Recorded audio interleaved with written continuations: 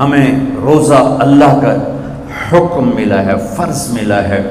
جیسے اللہ بہت بڑا، اللہ کا حبیب اس کے بعد بہت بڑا، یہ دونوں مل کے کہہ رہے ہیں روزہ رکھو. اب چھوڑیں گے؟ رمضان آ رہا ہے اور میرے نبی آمد سے پہلے ممبر پر کھڑے ہوتے ہیں اور کہتے ہیں وہ کون آ رہا ہے، ماذا یستقبلکم وماذا تستقبلون.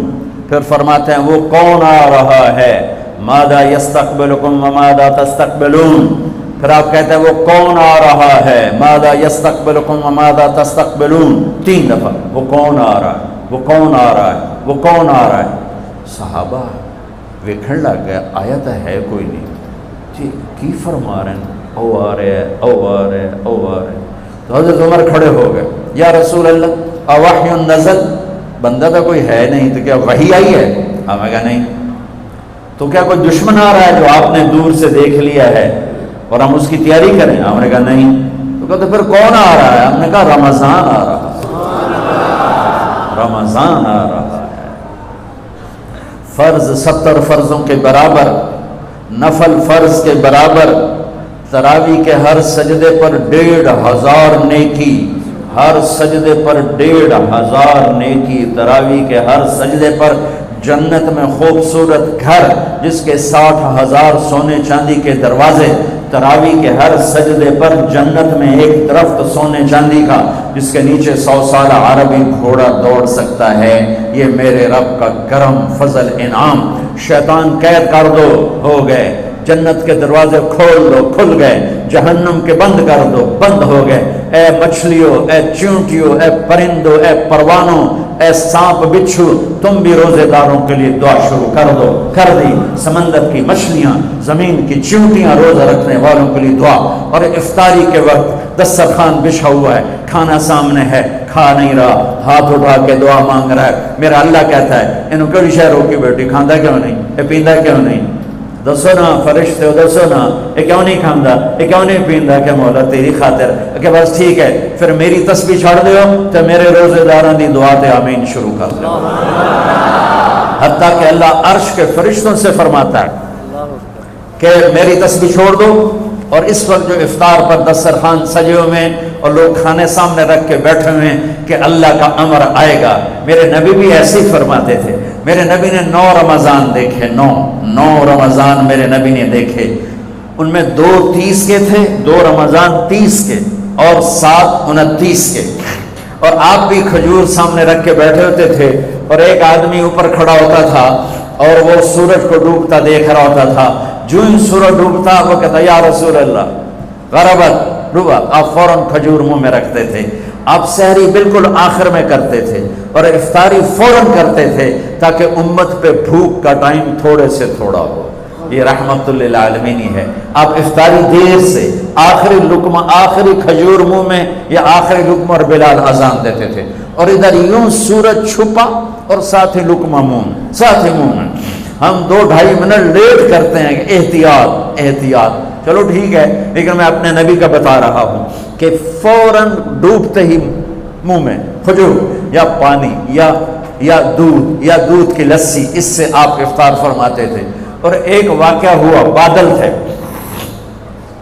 تو بادل میں اندازے سے افطار ہوتا ہے. سب نے افطار کر لیا، میرے نبی نے بھی افطار کر لیا.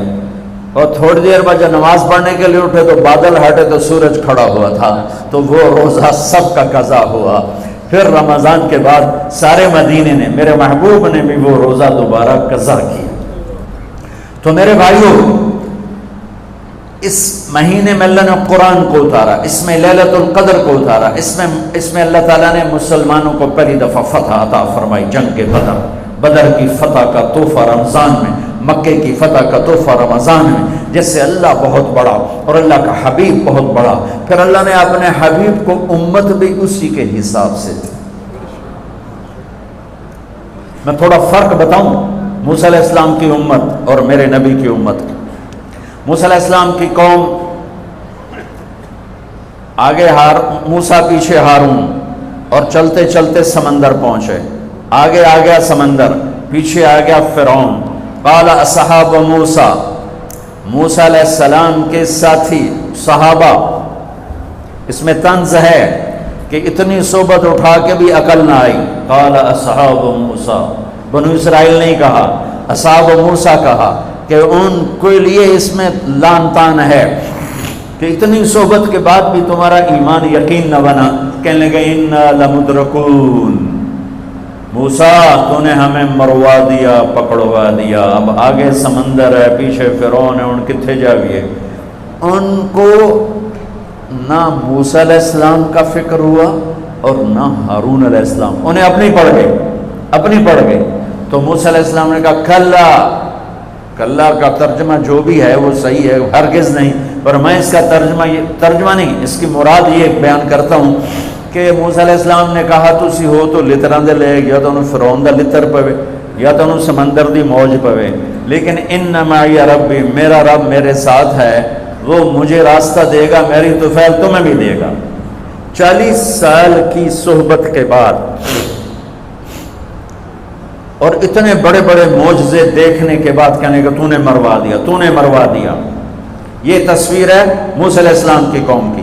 اب میں تصویر پیش کرتا ہوں اپنے نبی کی امت کی. 27 صفر کی رات ہے، جمعہ کی رات ہے، آج ہجرت کی پہلی رات ہے. میرے نبی اور صدیق دونوں ہجرت کے لیے نکل رہے ہیں. میرے نبی پنجوں کے بل چل رہے ہیں تاکہ پاؤں کا نشان کھوجی پہچان نہ لے. ابو بکر کبھی آپ کے آگے چلتے ہیں، کبھی پیچھے چلتے ہیں. موسیٰ علیہ السلام کی قوم نے کہا تو نے مروا دیا، اب کیا کریں. ابو بکر کبھی آگے کبھی پیچھے، کبھی آگے کبھی پیچھے، اور 3 میل کا فاصلہ ہے. آپ نے کہا ابو بکر کیا کرتے ہو، کبھی آگے کبھی پیچھے، کبھی میرے آگے ہو جاتے ہو، کبھی میرے پیچھے ہو جاتے ہو. کہ یا رسول اللہ اخاف الرصد فامشی امامک اخاف الطلب فامشی خلفک. یا رسول اللہ، واہ واہ واہ واہ، جب مجھے یہ خیال آتا ہے کہ آگے کوئی دشمن چھپا ہوا حملہ نہ کر دے تو میں آگے ہو جاتا ہوں کہ میرے اوپر وار پڑے، آپ پہ نہ پڑے. اور جب مجھے خیال آتا ہے پیچھے سے کوئی حملہ نہ کر دے تو پھر میں پیچھے ہو جاتا ہوں کہ میرے اوپر وار پڑے، آپ پہ نہ پڑے. انا لمدرکون. اور یہ صدیق کا عمل مقابلہ کر کے دیکھو. پھر جب غار ثور پہ چڑھنے کا وقت آیا تو آپ کے 4 میل چلنے سے پنجے سارے زخمی ہو گئے، آپ نہیں اوپر چڑھ سکے. ابو بکر نے آپ کو کمر پہ بٹھایا اور پورا پہاڑ اوپر لے کر گیا، پورا پہاڑ. غار کے دروازے پر جا کر آپ کو باہر کھڑا کر دیا. رسول اندر نہیں آئیں گے. آپ اندر گئے، اندھیرا تھا، ٹٹول کے سارے غار کے سوراخ پتھروں سے بند کیے، سوراخ باقی رہ گئے. پگڑی اتاری اور پھاڑ کے سوراخ بند کیے. پھر سوراخ باقی رہ گئے تو کرتا اتارا اور پھاڑ کے سوراخ بند کیے. سارے سوراخ بند کر کے ایک باقی تھا جس میں سانپ تھا، اس پہ اپنی ایڑی ڈال دی. یہ جو سانپ ڈس رہا تھا، اس میں علماء نے ایک بات عجب فرمائی ہے کہ وہ اپنے سانپ ہونے کی فطرت سے نہیں ڈس رہا تھا، وہ احتجاج کر رہا تھا ایڑی ہٹا، میں بھی دربار نبوت کا دیدار کرنا چاہتا ہوں. وہ سانپ اس لیے زور لگا رہا تھا کہ مجھے بھی تو دیکھنے دے صدیق، تو ہمیشہ دیکھتا، آج مجھے دیکھنے، آج میرے بھاگ جاگ اٹھے. یہ علماء نے یہ بات لکھی، میں اپنی طرف سے نہیں کہہ رہا ہوں. جب سارے سوراخ بند اور سام والے سوراخ پہ ایڑی، یا رسول اللہ آئیے. آپ اندر آ گئے. اندھیرا گھپ ہے، کچھ پتہ نہیں چلا. تھوڑی سی جب روشنی ہوئی صبح کی تو میرے نبی نے دیکھا صدیق کا نہ پگڑی اور نہ کرتا. تو آپ نے فرمایا ابو بکر اچھا بھلا تو تھا، وہ کرتا کہاں گیا، تیری پگڑی کہاں گئی؟ تو انہیں دکھایا یا رسول اللہ یہ آپ سوراخ دیکھ رہے ہیں، مجھے ڈر لگا کوئی ان میں کوئی چیز ایسی تکلیف دینا ہو، تو میں نے کرتا پگڑی پھاڑ کے یہ سارے سوراخ بند کیے. تو میرے نبی چھلک پڑے، ایک دم روئے اور ہاتھ اٹھے، اللہ میں ابو بکر سے راضی ہوں، تو بھی اس سے راضی ہو جا، اور یا اللہ اسے جنت میں میرا ساتھی بنا دے. اسی وقت جبریل اترے، یا رسول اللہ ابشر، یا رسول اللہ خوشخبری ہو، اللہ آپ کے ابو بکر سے راضی ہو گئے اور جنت میں آپ کا ساتھی بنا دیا. اللہ نے امت دی. وہ امت کہہ رہی ہے تو نے مروا دیا، اب ہمیں بتا تو ڈوب یا بچا، ہمیں بتا ہم کیا کریں. اور یہ امت کہہ رہی ہے آگے سے وار ہو تو میں برداشت کروں، پیچھے سے وار ہو تو میں برداشت کروں. بنو اسرائیل نے سمندر کو پھٹتے دیکھا، اور 4 قدم چلے ہیں تو مروا علی قوم یعقفون اصنام لہم، کیا دیکھا کہ کچھ لوگ بتوں کی پوجا کر رہے ہیں، بتوں کی پوجا کر رہے ہیں۔ تو 40 سال کی صحبت اور فرعون کا ڈوبنا، سمندر کا پھٹنا دیکھنے کے بعد کہنے کہ موسیٰ اجعل لنا الہا کما لہم آلہہ، موسیٰ ہمیں بھی ایک خدا ایسا لے کے دو جیسے ان کا پتھر کا خدا کا پھٹے منہ توڑا، اور تم اتنے معجزے دیکھ کر بھی تم پتھر کے بت مانگتے ہو، انکم قوم تجہلون۔ یہ بنی اسرائیل کی مثال قرآن دے رہا ہے۔ میں اپنے نبی کی امت بتاتا ہوں، 2 نبی ہیں، ایک آگے ایک بھی، موسیٰ آگے ہارون پیچھے۔ اب مثال دے رہا ہوں کہ 2 نبیوں کی صحبت میں، اور تھوڑی سی قوم ہے، تھوڑی سی قوم ہے، 6 لاکھ مبالغے کا عدد ہے، تھوڑے تھے، 6 لاکھ نہیں تھے، کم تھے، اور وہ اتنی لمبی صحبت کے بعد کہہ رہے ہیں ایک پتھر کا خدا لے کر دو۔ میرے نبی دنیا سے چلے گئے، میرا نبی دنیا سے چلے گئے، صدیق موجود نہیں تھے، حوالی میں تھے، پتہ چلا انتقال ہو گیا ہے، گھوڑے پر ہوا کی طرح اڑتے ہوئے آئے اور چھلانگ لگائی، اندر گئے، آپ کے چہرے سے کپڑا ہٹایا، آپ کا ماتھا چوما، گرم گرم آنسو آپ کے ماتھے پر گرے، واہ خلیلہ واہ صفیہ واہ نبیہ، ہائے میرا نبی، ہائے میرا خلیل، ہائے میرے جگر کا ٹکڑا، آج مجھ سے جدا ہو گیا۔ پھر کہا یا رسول اللہ جائیے آرام کیجئے، آپ نے بڑے دکھ اٹھائے ہیں، آج کے بعد اللہ آپ پر کوئی دکھ نہیں لائے گا۔